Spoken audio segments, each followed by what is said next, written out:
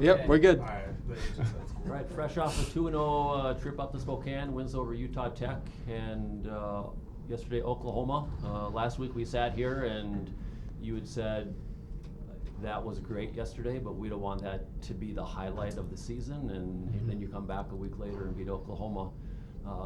Over here we have Charlie Boone, center back, part of a defense that's allowed 3 goals through the first 6 matches, and Kathleen Aitchison, who scored against Utah Tech and the game winner against Oklahoma yesterday. And she would really like to talk about what it's been like now to score in back-to-back matches after never having scored before. It was a bit unexpected, to be honest, but I was really excited when I scored both goals, as you can tell by my celebrations. I found it hard to just control myself because I don't usually get into those positions during games at all, but I think the one I was most excited about was against OU, just because the game had been so back and forth up until when I went on the field, and I really wanted to go on and change the game and have an immediate impact, and being able to do that, especially off of such a good set play, was really cool and was a really exciting opportunity. Yeah, Kat, you guys have been really effective off set pieces this year. You got multiple goals in those situations. Are you doing anything differently on those plays this year? Have you been working on things, or is it just a good run of form for you guys on set pieces? We're putting in a lot of hard work and practice, and we're really focusing on being precise in our execution and being focused in all of those moments, because so many goals in soccer are scored during set pieces, and so we want to make sure that we can capitalize on those as much as possible when we can. Coach, your first win over a Power 5 team, you guys posted the video of the last couple seconds of that Oklahoma game. Just what was that experience like, watching those final seconds tick away and then getting to celebrate that accomplishment? Stressful. And Kat's the one holding onto the ball. I'm like, why doesn't she clear it? She just keeps holding it and waiting. Kind of just sucked everything out of the game at that point, and it was over. So, yeah, really pleased with the result, but also at the same time thinking, my goodness, I wish we were just a little bit better at closing a game out. So that's what's going through my mind immediately, was what we're going to talk about in the next training session, while at the same time being pretty happy with the result. Yeah, I wanted to ask you about that. I mean, a lot of times you guys have been up multiple goals at the end of games, or you've been still dominating possession, controlling games at the end of games. This is really the first time all season. I mean, Oklahoma was getting opportunities in that second half. Was it good to see, sort of for the first time this season, you guys be able to close out a game against an opponent that's trying to get the equalizer? Yeah, it was as NCAA tournament-like as you would want it to be, right? Somebody who's thrown the entire kitchen sink at us. We saw the way that they played in the first half, and I told them at halftime, they're throwing everything that they have at us right now as it is, and so I don't know what else they can tweak.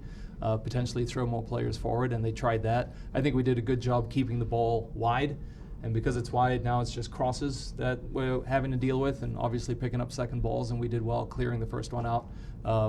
Had really good blocking shapes when it came to anything that dropped outside of the box, made it predictable for Ashlyn, and her presence in the box, I think, for a redshirt freshman was remarkable. Charlie, what was it like just being a defender in this game? Because it's kind of funny, Oklahoma, you guys score, and it's 1-0 in like the 39th minute, and then they just kind of go on onslaught. I think it was like 7 corner kicks in the second half, 11 shots. I mean, just as a defender's perspective, I mean, I already know what Coach would say about that, but from you, what was it like just, kind of having to buckle down and then getting it done in the end? Yeah, it was pretty stressful in the moment, but getting the result was awesome. I mean, once that final whistle was blown, it was really relieving, but in the moment it was definitely pretty stressful. They're a really good second half team, so they came out strong, but I think we handled it pretty well. Did you notice them change anything because they were trailing at that point? Did they change anything? Yeah, like change any of the way they were attacking? Were they being more aggressive? Like, did you notice anything like that? Yeah, I think they did a really good job at getting on all those second balls that we would drop to, but honestly, they just came out with a ton of pace the second half, and they took a lot more chances than in the first half, which was fun to play against, but definitely stressful. Yeah. Coach, I know that you're on to the next week and that you were stressed in the final 10 to 20 minutes and you wish you could have closed it out better, but if you really take a step back, the perspective of the University of Montana beating Oklahoma, Yeah. Did you think about it at all on the ride back, what it means, just big picture, 10,000-foot view for your soccer program, and obviously the first Power 5 win for you? Yeah, I think it's still sinking in. So, speechless, I guess. It's taken a long time to get to this point. Even when I started as a Division III coach back in 2011, trying to hope that I can get to a Division I program and finally start pulling off results at a very high level. End goal always is winning an NCAA tournament and getting to that level. And in order to do that, you've got to build a program that can win in that first round. And then once you're in the tournament, as I tell everybody who's a recruit who's heard this speech, it's 6 games away from winning a national title. Winning the 64, winning the 32, look at the 16, the 8, the 4, the 2. You're 6 games away. Who wants to enter a tournament and just lose immediately? Nobody, right? You got to win in that first round. And these are the kinds of games that give us the belief that we need to win in that first round and then hopefully win in that second round. And the next class of recruits that comes in then looks at it and says, you know what, if you guys get into the second round, let me help you get to the semifinal, because this all of a sudden the presentation changes to that, right? But we now have a belief that if we were lucky enough to get to that NCAA tournament, that we can win in that first round. And so we never had that before, and that's what's most exciting right now. I think every coach would love for their team to progressively get better with each week, and you guys have done that, right? You come back to North Dakota, okay, they go 2-0. But watch out for Montana. Now all of a sudden, with the results you've had against Ohio State, and now this last week, and what have you seen from week to week, watching your group get better? Obviously, the team chemistry is there, but what have you seen, maybe tactically or just collectively, what your team has improved upon each week of the season? They're just a really professional group, right? I think it's easy to win games when you got good players, and so we've got very good leadership within the locker room, and the training habits are very good, and they pay attention to set pieces. I mean, we go through 20 to 30 minutes with Jay talking about corners, which would bore most people to death, but their level of focus is extreme, which is why if you look at Utah Tech, we scored a hat trick of corners. Who does that in a game? 3 corners in a row before we finally scored one from open play. And so their ability to pay attention to details and execute those kinds of things, plus the presence that we have on the field, very relaxed person, as you can tell from the way that she speaks, very relaxed person. And you have them building the play, they give us the presence that we need, the personality that we need to play the way we want to play. And honestly, for us on the sideline at that point, it's just staying out of their way so that they can do their jobs.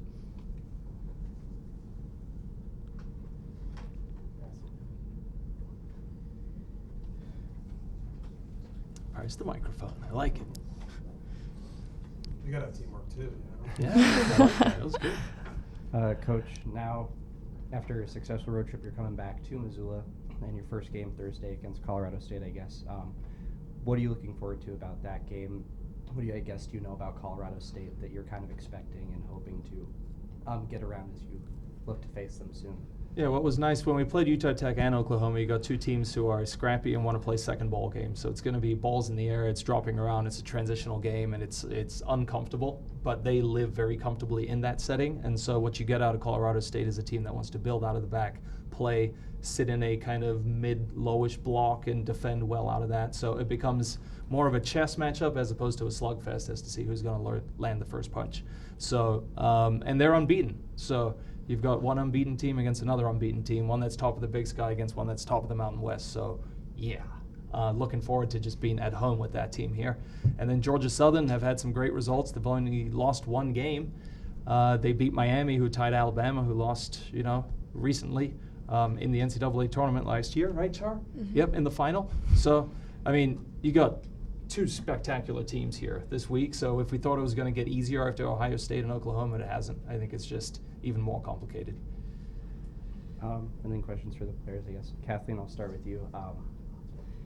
You have to prepare for every game, and sometimes, we always talk about practice, but I guess, do you have any pregame ritual or any pregame song that kind of keeps you focused going into a game, especially a game where you're scoring against a Power 5 team? Yeah, that's a good question. I know a lot of my teammates like to dance and listen to really hype music and stuff, but I'm kind of the opposite. I like to listen to more calming music because I have to just calm myself and get ready to stay focused for 90 minutes during the game, whether I'm on the field or on the bench. I want to be focused the entire time, so I feel like anything that helps keep me calm and keeps me level-headed going into the game and going into warm-up is what I tend to lean towards.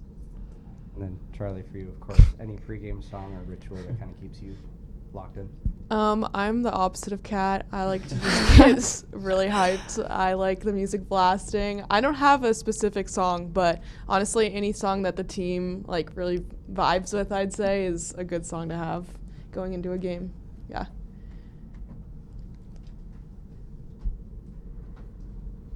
Charlie, you're playing a ton of minutes this year. I know it's still early in the season, but what do you need to do to sort of keep yourself fit and ready? Because the expectation is that you're going to be playing the entire game, most games. Just really taking care of my body on and off the field, pouring a lot of time into recovery. We have a really awesome training staff that helps us with a lot of recovery lifts and lighter sessions if needed. So just taking the time to talk to the coaches, say what I need to say, or tell them how I'm feeling, and then adjusting from there has been great so far. And Kathleen, just this 5-0-1 start, just what can you say? What's the biggest catalyst behind this, and what's it been like to be part of a start like this where you guys are beating a Power 5 team, you tie a Power 5 team? Like, it just, this 3-week run has been pretty impressive so far. Yeah, I think the teams had a lot of focus and, like Chris said, professionalism coming into preseason with a really big group of girls, with a lot of new players as well. And we weren't entirely sure, or I wasn't, how that was going to look coming into a season with such a new group of people coming together. But I think with the focus and the hard work that we put in preseason and in all of the games we've had so far, that's really brought a new sense of belief in the group and has kind of brought us closer together on the field and off the field. And I think if we keep the ball rolling with that, then regardless of how the scoreboard looks at the end of the game, I think we're going to continue to build on what we already have and continue to improve throughout the season, which is really cool. For both Kathleen and Charlie, what Chris kind of spoke to it. What do you think a win like this does to bolster the profile of this program and, you know, really get recruits' attention and people's attention across the country with a win like that? You want to go? I think it's pretty cool. I think that it's been a long time coming, and this program deserves the hype, and there's really a lot of determined players on this team to keep ourselves up to a standard that we keep going, and I don't know. I think it's really cool, so yeah. Anything to add, Kathleen? No, I think Charlie said it all. I think everybody on our team has really high standards for themselves and for our team as a whole. And I think the fact that we're getting results that reflect those standards and reflect the goals that we have for our team is awesome. And if we just continue to build on those and continue to have high standards for ourselves, I don't see any reason why we won't continue to get those results. And, I mean, last time you played on your home pitch, 2,000 fans were here. What are you expecting? What are you excited about as you come back now after a Power 5 with two big teams coming in?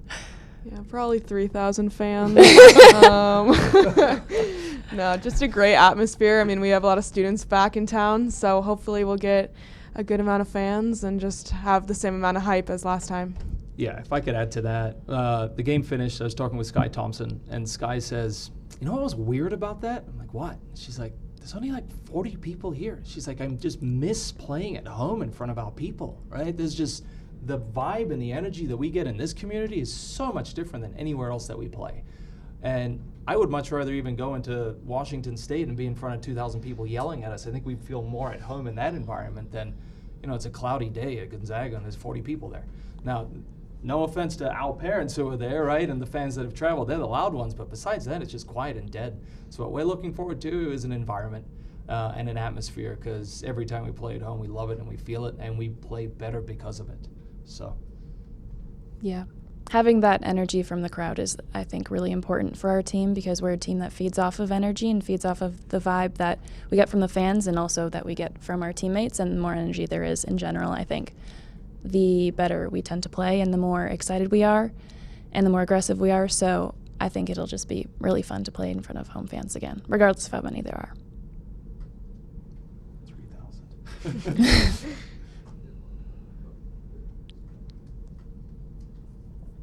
Charlie, Chris talked about her a little bit. The freshman goalkeeper, Ashlyn Dvorak. What's it like for you from your perspective, playing right in front of her? Because Chris, you know, praises her command already. What's that experience been like for you so far, just sort of working that relationship? It's been really awesome, really smooth. She is great about constantly talking to me and Reeve, and she just makes it super easy to know what's going on behind us and where to shift, and she's doing a really great job at stepping into the role that has been asked of her. So it's been really smooth and awesome to play with her. I guess same question about Reeve, since you brought her up, another young player sort of in that triangle with the two center backs and the goalkeeper. What's been your perspective on her, and what's impressed you about her so far? Oh, she's been great. She talks to me constantly. She's not afraid to tell me where to go, where to be, and like vice versa. She takes anything I say and really like knows what to do with it, which I think is really awesome. And she's a great presence out there. So yeah. Just end on a fun one because you guys, the Montana soccer team has defeated Utah Tech.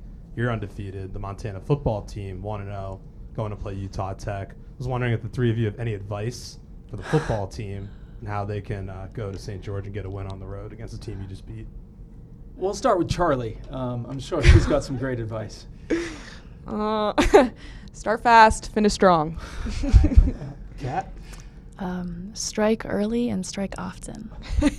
That's the same thing, right? No, Say kind of. different words. Yeah, different words. Yeah. Okay. I got nothing. I don't really know. I feel like Bobby's going to do a very good job preparing them. And it's just good to be back in football season. It was so nice to turn the TV on, despite the Spectrum blackout with ESPN right now, but I'm not going to go into a rant about that on this. But it's just nice to have college football back going again, because that in itself just brings some energy to all of us as well. So just go down there and kick butt is my advice.